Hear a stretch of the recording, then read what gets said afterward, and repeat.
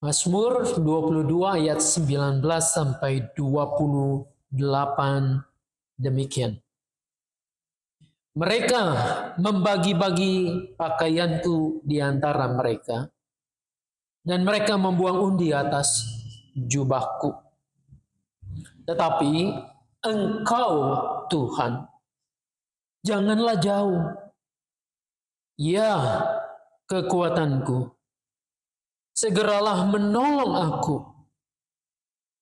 Lepaskanlah aku dari pedang dan nyawaku dari cengkraman anjing. Selamatkanlah aku dari mulut singa dan dari tanduk banteng. Engkau telah menjawab aku. Maka aku mau menceritakan namamu kepada saudara-saudaraku dan memuji-muji Engkau di tengah-tengah jemaah. Kamu yang takut akan Tuhan, pujilah Dia. Segenap anak cucu Yakub, muliakanlah Dia. Dan gentarlah terhadap Dia, hai segenap anak cucu Israel. Sebab Ia tidak memandang hina ataupun menganggap sepi kesengsaraan orang yang tertindas. Ia tidak menyembunyikan wajahnya terhadap orang itu, dan Ia mendengarkan seruannya minta tolong. Karena Engkau, aku memuji-muji dalam jemaah yang besar. Nazarku akan kubayar di depan mereka yang takut akan Dia. Orang yang sengsara akan makan dan kenyang. Orang yang mencari Tuhan akan memuji-muji Dia. Kiranya hatimu bersukacita senantiasa. Segala ujung bumi akan sadar dan berbalik kepada Tuhan, dan segala kaum dari bangsa-bangsa akan sujud menyembah di hadapan-Mu. Sampai demikian yang berbahagia, yang mau mendengarkan firman Tuhan, memelihara tentu dengan melakukannya. Selamat siang, ibu-ibu yang dikasihi Tuhan. Saya selalu menanyakan, kalau menyapa kita semua, apakah hari ini baik-baik saja? Baik. Meskipun ada pergumulan, baik. Bolehkah kita mengeluh kepada Tuhan? Boleh. Ini jelas sekali kalau kita membaca bagian Mazmur 22 ini. Tadi kalau kita perhatikan di ayat-ayat yang kita baca berbalasan itu, kesannya apa? Tentang Daud ini.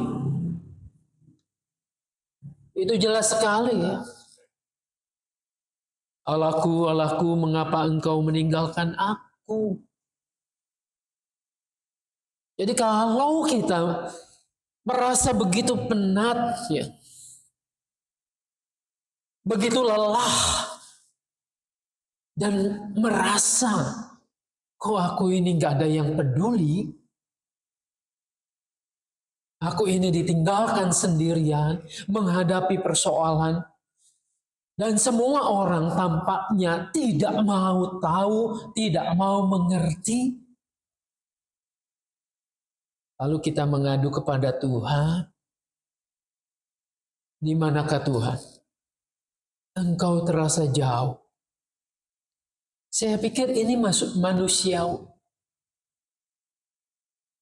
Saya percaya bahwa keluhan ini bukan semacam dosa. Sehingga kalau ditanya orang, maka kita harus menyembunyikan perasaan itu. Kita harus tampil baik-baik saja. Ketika ditanya, baik, luar biasa. Tapi di dalamnya, hati ini kayaknya menangis. Kayaknya orang nggak tahu dengan sakitku. Kayaknya orang nggak mengerti dengan penderitaanku. Sehingga aku malu kalau ditanya tidak baik-baik saja. Maka Seringkali jawaban kita klise. Kurang bagaimana dekatnya Daud kepada Tuhan. Dia begitu dekat sekali. Tapi manakala menghadapi kesulitan itu, toh ia merasakan ditinggalkan. Hal yang sama juga terjadi ketika Tuhan Yesus nih ada di kayu salib. Dan sebelumnya ketika Tuhan Yesus itu bergumul di Taman Getsemani. Karena pergumulan yang ia hadapi begitu berat. Dia tahu bahwa sebentar lagi penghakiman dunia ini terhadap dirinya segera dimulai. Dia harus diseret, caci maki, dilucuti, diludahi, bahkan digantung di kayu salib. Sama seperti Daud. Yesus mengatakan, Eloi, Eloi, lama sabachthani. Mengapa Allahku meninggalkan aku? Kan sama persis dengan apa yang disampaikan oleh Daud tadi. Allahku, mengapa engkau meninggalkan aku? Jadi ini sangat manusiawi bahwa kita mengungkapkan itu ketika kita dalam kesendirian. Betulkah bahwa kita sungguh-sungguh sendiri dan Tuhan tidak mau tahu? Itu yang perlu kita gumuli. Dan melalui curahan hati Daud ini kita bisa melihat ada proses-proses yang terjadi yang dialami untuk menghadapi kesendirian ini. Apa yang dihadapi oleh Daud dan bagaimana prosesnya itu? Ternyata prosesnya itu adalah sebuah pengakuan jujur. Pertama-tama, mengaku jujur di hadapan Tuhan, Tuhan, bahwa aku tidak mampu untuk mengangkat beban ini sendiri. Bahwa aku terluka, bahwa aku sakit. Dan dalam kesendirian ini aku berteriak memohon Engkau untuk mendengarkan segala teriakanku. Jadi jangan malu-malu kalau kita punya masalah persoalan untuk mengungkapkan secara terbuka. Itu artinya bahwa kita menyadari bahwa saya sakit, saya terluka, saya sendirian. Ini adalah awal. Sama kan kalau kita pergi ke dokter, maka kita berhadapan dengan dokter itu ada sebuah pengakuan, iya dokter, saya sakit. Saya bersedia untuk diobati. Bersedia untuk menjalani proses pemulihan. Nah, dalam proses pemulihan itu, apa yang terjadi dengan Daud ini? Dia menerawang ke masa yang lalu, ke sejarah nenek moyangnya. Dari situlah ia melihat bahwa nenek moyang mereka atau nenek moyang Daud ini juga pernah mengalami masa-masa susah, masa-masa sulit, penuh penderitaan, menghadapi musuh yang tidak gampang. Tetapi ketika masa-masa itu terjadi, kesulitan menimpa nenek moyang Daud ini, mereka juga berdoa, berteriak kepada Tuhan. Dan disitulah Daud mengatakan, Engkau meluputkan mereka kepadamu mereka berseru-seru dan mereka diluputkan. Mazmur 22 ayat 6 itu, mereka percaya. Dan akhirnya mereka tidak mendapatkan malu. Artinya apa? Kesendirian itu dijawab oleh Tuhan. Kehidupan yang sulit itu ditemani oleh Tuhan untuk melewati masa-masa susah. Akhirnya dengan bekal inilah Daud percaya. Kalau begitu, aku akan beriman juga sama seperti iman nenek moyangku, bahwa aku akan tetap setia kepada Tuhan dan pasti Dia akan menyelamatkan aku juga. Itu yang diyakini. Sementara ini kan masalahnya belum selesai, tapi ada keyakinan di dalam jiwanya, pemazmur jiwanya Daud ini, bahwa dia itu tidak sendirian. Betul di awal mempertanyakan kenapa meninggalkan aku, kenapa aku sendirian. Tapi dalam proses pembelajaran melihat kembali sejarah nenek moyang itu, aku percaya kalau dulu Tuhan mendengarkan doa-doa orang-orang saleh, maka aku pun dapat kepastian Tuhan yang sama akan menolong aku. Di sini pembelajaran nih buat kita. Baik kita yang sekarang mengalami masa susah, lihat kembali sejarah masa lalu. Bukankah berulang-ulang kesulitan-kesulitan itu terjadi dalam hidup kita? Bukankah selama itu dan kita ada di sini sekarang, bahwa itu adalah berkat pertolongan dari Tuhan? Saya mengikuti misalnya pergumulan Ibu En ya. Waktu sakit, bagaimana ini mengatasinya? Sulit, perut yang begah. Belum masalah ini, nanti kalau dibawa ke dokter, biayanya bagaimana? Sementara gereja juga defisit, mau bantu pakai apa? Mentok sana sini. Tapi nyatanya, kok bisa kita lewati?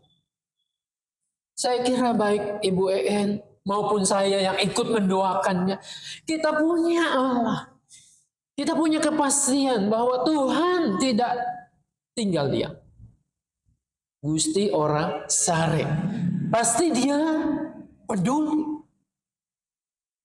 Saya pikir ini juga yang terjadi dengan Ibu Kyok ya. Berapa kali bolak-balik ke rumah sakit. Berapa kali mengalami hal-hal yang sulit. Tapi kita yakin dan percaya Tuhan menolong sampai detik ini, hari ini kita ada seperti ini, Tuhan menolong. Nah, nanti kita akan mendoakan juga cucu dari Ibu Yen. Sebentar jam 1 akan operasi Amanda. Nah, kita yakin dan percaya bahwa Tuhan akan menolong, menyertai. Nah, keyakinan ini menjadi penting nih buat kita ya. Untuk apa? Selain kita dapat menghadapi masalah hari ini, tapi nantinya anak cucu kita akan belajar kan dari kita. Ya. Jadi kalau Daud mengatakan nenek moyang kami telah menaruh percaya pada Tuhan, dan mereka tidak dikecewakan, tidak dipermalukan, maka sekarang saya nih, kita semua jadi contoh nantinya buat siapa? Anak cucu kita. Anak cucu kita akan melihat, oh hebat sekali ya perjuangan Oma. Walaupun sakit, walaupun menderita, tampaknya tidak ada jalan, tapi percaya penuh kepada Tuhan. Maka anak cucu kita akan punya referensi. punya konfirmasi. Ini bukti iman yang kita bisa lalui bersama-sama. Nah, selesai semua pergumulan ini kan di bait ataupun di bagian pertama, ayat kedua sampai dengan ayatnya yang ke-18. Ayat 19 sampai 28 dan tepatnya kalau kita habiskan sampai 32, itu bagian yang kalau fajar tuh mulai merkah. Dari remang-remang gelap terus makin jelas, makin bersinar bahwa Tuhan ini menyertai kehidupan pemazmur, dan demikian yang dilakukan oleh Daud, dia lalu bersaksi kepada semua orang berdasarkan apa? Pengalaman hidupnya itu. Jadi pengalaman hidupnya itu ayat 23 jelas, maka aku mau menceritakan namamu kepada saudara-saudaraku dan memuji-muji engkau di tengah-tengah jemaat. Jadi kesaksiannya bukan kesaksian ngarang-ngarang, bukan kesaksian gombal. Kenapa? Karena dia telah mengalami proses itu bersama dengan Tuhan, dan sesudah itu ia bisa melihat kebaikan Tuhan. Kebaikan ini ia ceritakan. Sama kan ketika khotbah minggu kemarin, ada orang yang kerasukan legion setan. Banyak sekali. Jumlahnya satu legion itu berapa? 6.000 setan masuk. Dibebaskan oleh Tuhan Yesus. Lalu orang itu mengatakan kepada Tuhan, aku mau ikut engkau. Tuhan mengatakan, jangan, kamu jangan ikut. Sebaiknya kamu ceritakan saja apa yang terjadi dengan kamu, dalam keluargamu, di desamu, di kota-kota, dan sebanyak mungkin orang yang kamu ketahui. Menceritakan kebaikan Tuhan. Kalau saya bayangkan dengan orang yang kerasukan ini di Gerasa itu, mengerikan sekali. Penderitaannya luar biasa. Sudah fisiknya dibelenggu, harus tinggal di kuburan, dikucilkan oleh orang-orang sekampungnya, sendirian itu betul-betul. Tapi Tuhan Yesus mau mendatanginya, mau menyapa, membebaskannya. Jadi apa yang dilakukannya kepada seluruh keluarga dan penduduk desa itu adalah pengalaman yang nyata. Sekali lagi ini bukan ngarang-ngarang. Nah, buat kita ya, kalau hari ini mendungnya belum juga terurai, kehidupan kita masih gelap, bukan berarti mataharinya nggak ada. Bisa jadi awannya karena menutup. Keyakinan kita, awan yang tertutup itu, besok nanti matahari akan muncul lagi. Iman kepada Tuhan tuh kayak gitu mestinya. Hari ini mungkin kita tidak bisa melihat kasih-Nya. Tidak bisa melihat anugerah yang luar biasa itu. Tapi kita tetap yakin Tuhan-Nya ada. Tuhan yang menyertai, nanti kabut mendung ini akan terurai. Dan kita akan melihat sinar kasih-Nya itu. Maka tetaplah yakin dan percaya bahwa Tuhan menyertai kita. Anak-anaknya tidak pernah ditinggalkan sendirian. Bukankah janji Tuhan Yesus begitu? Aku naik ke surga tidak membiarkan kamu seperti yatim piatu, tetapi aku akan memberikan roh penolong yang lain, yaitu Roh Kudus yang menguatkan kita. Nah, sekarang ini biarlah kita jalani semua proses ini dengan sebuah keyakinan iman. Tuhan menolong saya. Tuhan memberkati kita semua. Amin.